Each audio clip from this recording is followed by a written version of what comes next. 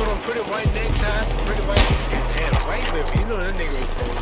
The public did not want a black man to be the heavyweight champion of the world.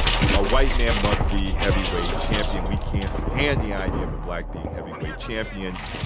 Almost immediately, the call went out for a great white hope. White society began to call out for Jim Jeffries to come back to the ring and return the belt to the rightful owner. And so Jeffries became boxing's first great white hope. The fight sparked national interest. It was the original fight of the century. For years, many people longed for Johnson's downfall. Thousands traveled from all across the country desperate to see their premier white fighter silence Johnson. The honor of the white race depended on it. Never before had a sporting event been such a focus of public interest. The championship battle polarized the nation. Everybody who was anybody and some people who weren't was there. Johnson received numerous death threats before the fight, but showed no signs of fear. When Johnson entered, happy and smiling, cool as ice.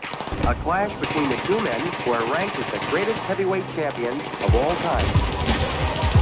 A long-awaited fight is at last underway. Jeffries has the reputation of being the strongest man ever to enter the ring. Each time he launches an attack, Johnson quickly cycles it. Jeffries is beginning to show frustration, compounded by Johnson's taunts. Johnson lands a stinging overhand right, a smashing right hand by Johnson. Johnson is slowly but methodically worn Jeffries down, hard right after that. Powerful left and right in front.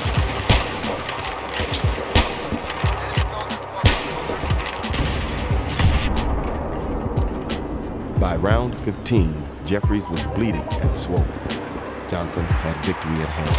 A vicious uppercut and three stinging lefts. The former champion slumped like a tired old man, but gamely attempts to get up. Referee Tex Rickard holds Johnson away, but Jack smashes Jeffries through the ropes. One of the most unusual incidents in heavyweight history, as the Jeffries corner and some of the media at ringside actually helped the former champion back on his feet. And here we go right here, Johnson showing the mark of a great champion, finishing off his opponent. The champion drives him across the ring, flattens him for the third time. He who had never been knocked down was knocked down repeatedly. After 15 bloody, one-sided rounds, Jeffries' corner called it quits. Jack Johnson had won. Nobody cheered. People filled around the stadium as if it was a wake, as if they were mourning the passing of something, which they were. It was a triumphant moment for Johnson and all black America. But white society had lost, and they would take out their disappointment on the blacks. Race riots erupted across the country, unleashing a wave of animosity, racial hatred, and killings.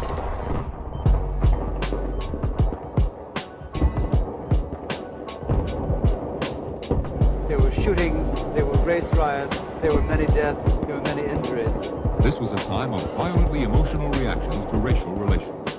This is open race warfare throughout every section of America. Because they could not beat Johnson inside the ring, they found a way to beat him outside it. Johnson was put under federal indictment on the grounds that he transported white women across state lines for immoral purposes, a dubious charge. The Attorney General of America was first approached to use this against Jack Johnson.